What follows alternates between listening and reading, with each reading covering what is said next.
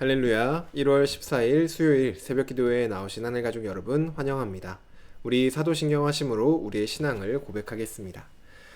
전능하사 천지를 만드신 하나님 아버지를 내가 믿사오며 그 외아들 우리 주 예수 그리스도를 믿사오니 이는 성령으로 잉태하사 동정녀 마리아에게 나시고 본디오 빌라도에게 고난을 받으사 십자가에 못 박혀 죽으시고 장사한 지 사흘 만에 죽은 자 가운데서 다시 살아나시며 하늘에 오르사 전능하신 하나님 우편에 앉아 계시다가 저리로서 산자와 죽은 자를 심판하러 오시리라.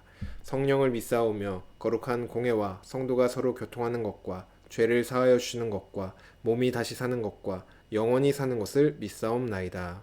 아멘. 우리 찬송가 338장 내 주를 가까이 함은 함께 찬양드리겠습니다. 찬송가 338장 내 주를 가까이 함은 함께 찬양드리겠습니다. 내 주를 가까이 하게 함은 십자가 짐 같은 고생이나 내 일생 소원은 늘 찬송하면서 주께 더 나아가기 원합니다. 내 고생하는 것 옛 야곱이 돌베개 베고 잠 갔습니다. 꿈에도 소원이 늘 찬송하면서 주께 더 나아가기 원합니다. 천성에 가는 길 험하여도 생명길 되나니 은혜로다. 천사 날 부르니 늘 찬송하면서 주께 더 나아가기 원합니다. 야곱이 잠 깨어 일어난 후 돌단을 쌓은 것 본받아서 숨질 때 되도록 늘 찬송하면서 주께 더 나아가기 원합니다. 아멘.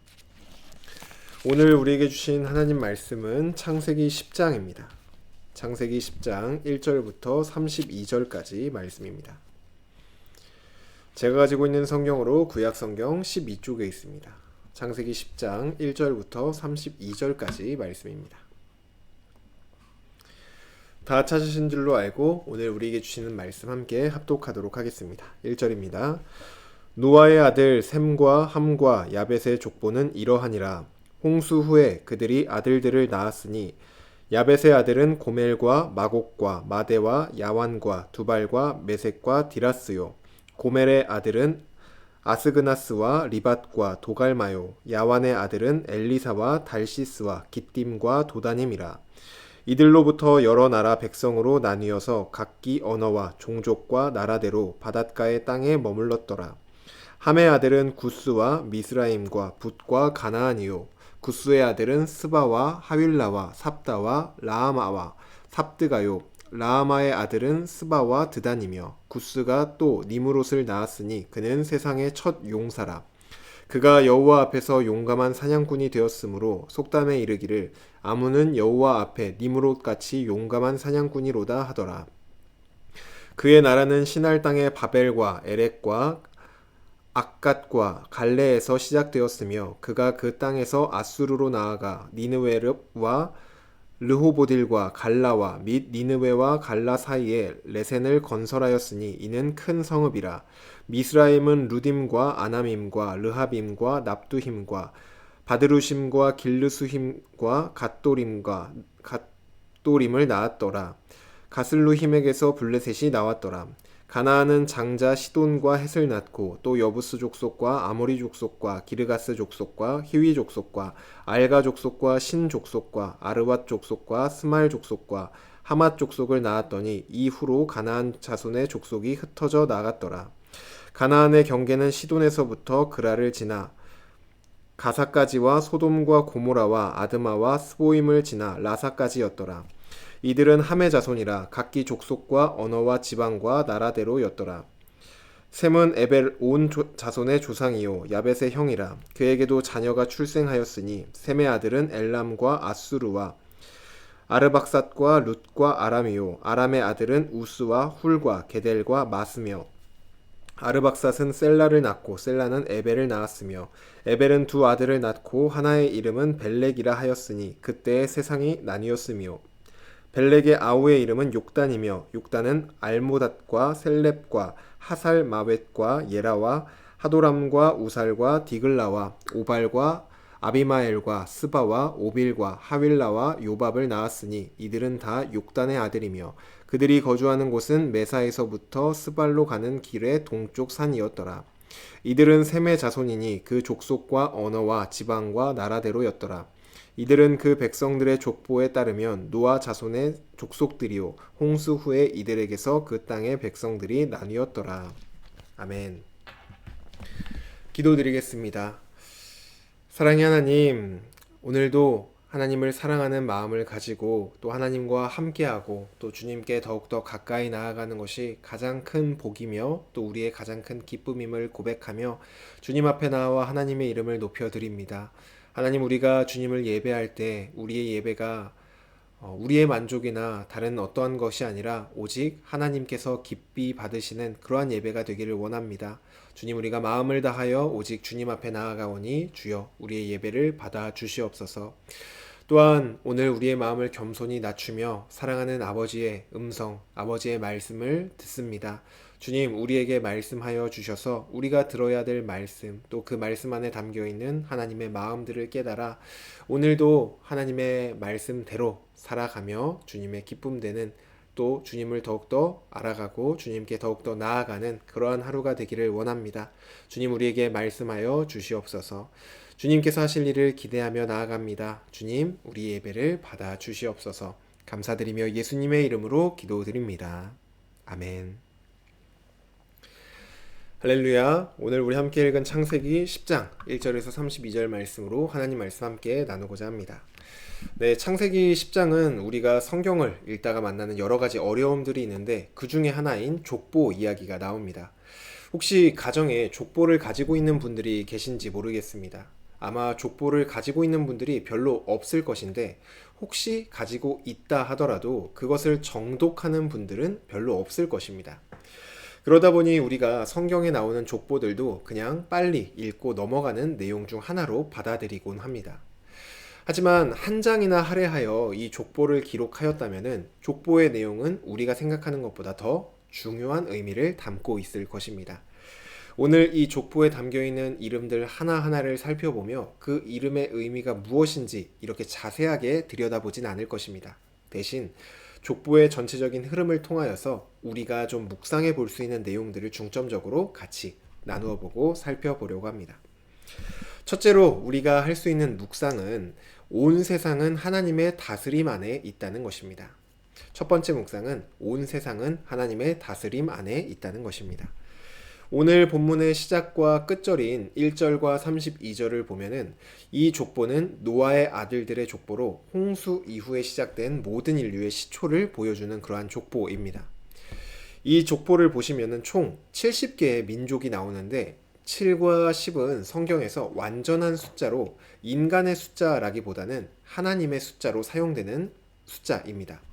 그래서 7과 10을 곱하여 만들어진 이 70개의 민족은 인류의 역사가 인간의 힘으로 만들어진 것이 아니라 하나님께서 이루신 결과라는 것을 우리에게 보여주고 있습니다. 창세기는 모세가 쓴 것으로 그 말씀을 가장 처음 접했던 청중은 출애굽을 하여 가나안 땅을 향해 가고 있는 이스라엘 백성들입니다. 그들에게 오늘 이 본문은 하나님께서 이스라엘의 하나님만 되시는 분이 아니라 모든 민족의 하나님이라는 것을 알려주고 있습니다. 이스라엘을 강한 힘으로 지배했던 애굽도 하나님의 손에 있었고, 또 지금 점령하러 가는 가나안 땅도 하나님의 손에 있습니다. 하나님은 이스라엘에게 가나안 땅을 약속하여 주셨습니다. 그렇기에 이스라엘은 지금 자신들이 아무런 힘과 능력이 없어도 가나안 땅으로 가는 여정을 두려워할 필요가 없습니다. 왜냐? 그 가나안 땅마저도 하나님의 손에 있기 때문입니다. 그리고 이러한 사실은 우리에게도 동일하게 적용이 됩니다. 우리가 사는 이 세상을 보면은 힘과 권력이 전부인 것처럼 보여집니다. 힘 있는 자들은 무엇을 해도 괜찮고 또 무엇이든 할 수 있는 것처럼 보여지고, 반면에 힘 없는 자들은 아무리 부당한 피해를 받고도 할 수 있는 것이 별로 없어 보입니다. 힘의 논리가 지배하는 이 세상 속에서 살아가다 보니 우리도 자연스럽게 힘과 권력이 가장 중요한 원리이고 무엇으로도 이길 수 없는 그러한 것처럼 보여집니다. 그런 우리에게 오늘 본문은 그 힘과 권력조차 하나님의 손 안에 있다라는 것을 말해주고 있습니다. 우리가 정말로 두려워해야 할 것은 이 세상이 말하는 권력과 힘이 아니라 온 세상을 다스리시는 하나님입니다. 그러니 오직 하나님만 경외하는 우리 모두가 되기를 주님의 이름으로 축복합니다. 이어서 우리가 족보를 통하여서 두 번째로 묵상해 볼 수 있는 내용은 하나님은 평범함 속에서도 일하신다라는 것입니다. 하나님은 평범함 속에서도 일하시는 분입니다. 여러분들은 성경에서 하나님이 일하신 장면을 하나 꼽아본다 라고 하면은 어떤 장면이 가장 먼저 생각이 나시나요? 저는 하나님께서 일하신 내용이라고 생각하면은 홍해 바다가 갈라지는 내용이 가장 먼저 생각이 납니다. 하나님께서 일하신다 라고 하면 평범한 우리와는 다르게 크고 놀라운 일을 하시는 모습이 자연스럽게 생각나기 때문에 저는 홍해 바다가 갈라지는 모습이 생각이 납니다. 하지만 오늘 우리가 함께 읽은 이 족보의 내용들을 보시면은 그 어디에도 큰 기적이나 놀라운 일이 나오지 않습니다. 오히려 너무 평범해서 지겹기까지 한 여러 이름들이 그저 나열될 뿐입니다. 하지만 우리가 기억해야 될 것은 그저 읽어갈 때 한 사람의 이름으로 그치는 그 이름들을 통하여서 하나님은 일하고 계셨고, 또 지나가는 그 이름들 속에서 역사가 흘러갔다는 것입니다. 조금 전에 읽었음에도 이름조차 생각나지 않은 무수한 족보 속 사람들처럼 우리 인생도 기억에 남지 않을 만큼 지극히 평범할 수 있습니다. 그럼에도 저는 우리가 우리 스스로를 대할 때 이렇게 좀 스스로를 대했으면 좋겠습니다. 내 인생이 평범하다고 해서 하나님이 사용하지 않는 것이 아니다. 이렇게 우리 인생을 좀 대했으면 좋겠습니다. 우리 인생에 크고 놀라운 일들이 일어나지 않는다고 해서 아무것도 아닌 게 아닙니다. 하나님은 평범해 보이는 우리 한 사람 한 사람의 인생을 통하여 그분의 놀라운 일들을 지금도 이루어가고 계십니다. 오늘 우리에게 주어진 반복되고 특별할 것 없어 보이는 하루가 바로 하나님께서 우리를 통하여 일하고 계시는 특별한 하루입니다. 그러니 오늘 하루 이 평범함으로 특별함을 이루시는 하나님께 우리의 삶을 온전히 맡겨드리는 그러한 하루가 되시기를 간절히 소망합니다. 그래서 그냥 살면 이 평범해 보이는 하루가 하나님의 특별함 속에 맡겨드려서 정말 그 특별함에 참여하는 그러한 하루가 되기를 간절히 소망합니다. 마지막으로 우리가 함께 묵상할 수 있는 것은 우리에게 중요한 건 능력이 아니라 하나님과 함께함이라는 것입니다. 오늘 본문을 보시면 모든 사람들이 대부분 이름이 한 번 나오고 지나가는 무수한 사람들로 나옵니다. 그런데 그러한 사람들 속에서 혼자 5절이나 등장하는 사람이 나옵니다. 8절을 보시면 그 사람의 이름은 니므롯입니다. 그에 대한 설명을 보시면 그는 세상의 첫 용사로서 여호와 앞에서 용감한 사냥꾼이었다라고 말을 합니다. 얼마나 대단한 사람이었는지 사람들은 그의 이름으로 속담을 만들어 능력 있는 자를 향하여 여호와 앞에서 니므롯같이 용감한 사냥꾼이로다 라고 부를 정도였습니다. 그는 큰 성읍들도 이루었는데 10절부터 12절까지 그가 다스린 많은 성읍들의 이름이 나옵니다. 우리는 사람들에게 인정을 받으며 또 남들과는 다른 특별하고 능력이 있는 니므롯을 보며 우리도 이처럼 그런 사람이 되기를 꿈꿉니다. 하지만 우리의 기대와 우리의 꿈꾸는 것과는 다르게 이 니므롯에 대한 성경의 평가는 그렇게 긍정적이지 않습니다. 우선 그의 이름인 니므롯은 의미 자체가 반역이라는 의미입니다. 니므롯이라고 불리지만 이름은 반역입니다. 본문에서 여호와 앞에서 용감한 사냥꾼이라고 쓰여 있어서 우리가 볼 때는 좀 긍정적인 것처럼 보여지지만 원래의 의미를 좀 살려서 읽어보면은 하나님 앞에서 세상의 폭군, 세상의 독재자라는 의미입니다. 니므롯은 자신의 강력한 힘과 능력을 통하여서 모든 것들을 다스리고 또 독재자처럼 일을 하였지만 단 하나님과 함께하지 않았던 사람입니다.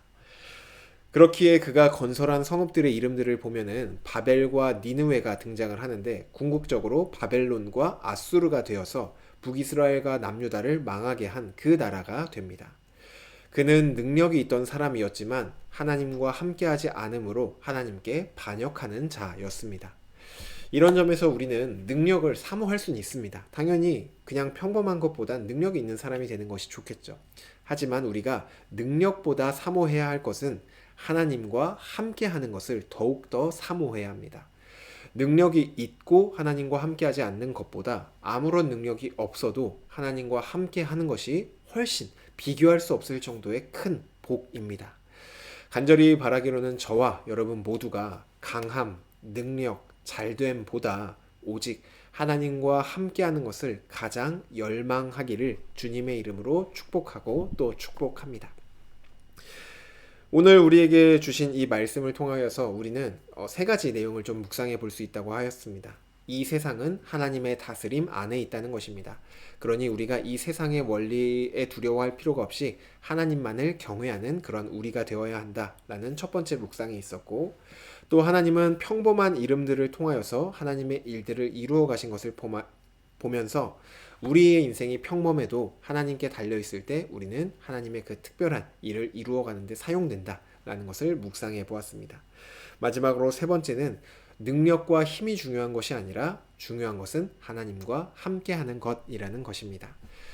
오늘 이 묵상의 내용들을 생각해 보시며 오늘 하루 우리의 삶을 정말 하나님께 맡겨드리고 또 하나님의 특별함에 참여하는 그러한 하루가 되시기를 간절히 소망합니다. 주신 말씀 놓고 기도드리겠습니다. 하나님, 오늘도 우리에게 말씀하여 주시니 감사합니다. 하나님, 우리가 세상을 살아가는 데 있어서 이 세상이 말하는 강한 원리보다는 정말로 이 세상을 다스리고 계시는 하나님만을 경외하는 우리가 되기를 원합니다. 이 세상의 어떤 문제와 어떠한 힘이 우리를 위협하고 또 우리에게 겁을 줄지라도 그것에 휘둘리는 것이 아니라 정말로 주님을 의지하며 담대함을 갖는 우리가 되게 하여 주시옵소서. 또한 주님, 우리의 소망을 정말로 나에게 두고 다른 어떠한 것에 두는 것이 아니라 정말로 평범한 가운데 일하시는 특별한 하나님께 우리의 소망을 두는 우리 모두가 되기를 원합니다. 주님, 우리가 평범하기에 하나님의 위대하심이 더욱더 드러남을 고백합니다. 주님, 우리의 이 약함과 부족함을 더욱더 기뻐하며 오직 하나님만을 더욱더 의지하는 우리가 되게 하여 주시옵소서. 또한 주님, 우리에게 중요한 것은 다른 무엇보다 하나님과 함께함임을 고백합니다. 주님, 우리에게 힘이 그리고 우리에게 돈이, 우리에게 권력이 중요한 것이 아니라 하나님과 함께하는 것이야말로 우리에게 가장 큰 복이며 가장 중요한 것임을 고백합니다. 주님, 우리와 함께하여 주시니 감사합니다. 이것이 우리의 힘이 되고 능력이 됨을 고백합니다. 오늘 하루도 우리의 힘 되시며 능력 되시는 주님 앞에 맡겨드리며 나아가오니 주여 우리의 삶을 받아주시고 다스려 주시옵소서. 감사드리며 예수님의 이름으로 기도드립니다. 아멘. 네, 오늘 예배를 마쳤습니다. 오늘도 우리에게 주신 이 말씀을 묵상하며 정말로 하나님의 다스림 안에서 하나님만을 의지하고 또 평범함 속에서도 일하시는 하나님을 의지하고 또 하나님과 함께하는 것을 무엇보다 소망하는 그러한 하루가 되시기를 간절히 소망합니다. 오늘도 말씀 묵상하시며 기도의 자리로 나아가시고 하루도 주님의 능력을 의지하여 승리하는 그러한 하루가 되시기를 바랍니다.